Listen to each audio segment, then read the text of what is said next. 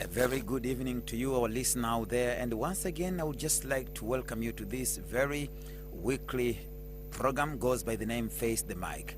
And today here, I'm very much honored to have with me Professor Dr. Peter Baofu, an American scholar and writer who has so far written 148 books, whereby by next week, something surprising is that it's going to have 150 books exactly.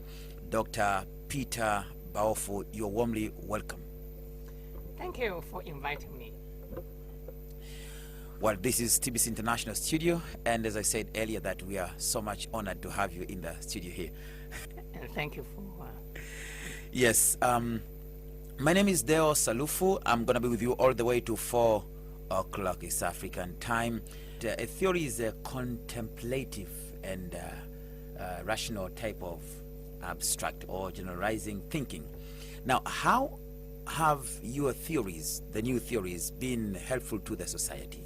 I think that is a common misunderstanding that somehow theory has to be theoretical. No. In many of the hypotheses or theories that I have proposed, I link them to the empirical reality, and that's why I'm on a global tour right now to understand humanity. Why do I spend time going to Tanzania or to other countries? If I care only about ideas in the abstraction, I could just sit at home. Why do I come here? Why do I have to talk to people? Why do I have to interact with them? Because you have to understand reality on the ground. It's not sufficient for you to read a book or to watch a film or to study something in a library and then write a book about it, as many professors do, by the way. But I avoid them because I think that you need to reach the ground. Now we understand what exactly is going on, not just in relation to theory, but how it has been applied. In fact, in many of the books that I have written so far, when I propose a theory, all of them have practical implications, and they are happening already. It's not just a fantasy or abstract speculation, including what I said about post-democracy and post-capitalism. They are happening right now, but they are slowly, gradually, and more is going to happen in the future. China is a good example that I just mentioned.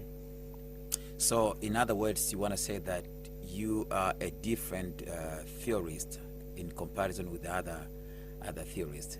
I don't make the distinction between let's say theory versus reality. I think that's an important dichotomy, but in the end I'm trying to combine them together. That you have no theory without practice and no practice without theory. That is my way of understanding things in that case, and that is very unique in a way. And that's why I don't make that distinction in terms of this theory that's not reality or not practice. I think in the end, and I argue in my publication, that in human history and what I propose so far is that there's no theory without practice and no practice without theory in the end. And what I'm proposing in all of those theories, they are happening already, but slowly. Remark from Professor Dr. Peter Baofu. Then we've come to the end of today's Face the Mic program. Just to remind you today, I had with me here Professor Dr. Peter Baofu, an American scholar and writer, doctor and professor. Thank you very much for Thank you for being inviting here. me. Yes. Yeah, thank you. My name is Deogralias Salufu. Much thanks to you, my listener out there, for being with me all the way from the start to the end. See you next time. See you next Friday. Coming up next is News Bulletin right here on TBC International 95.3 FM. Bye for now and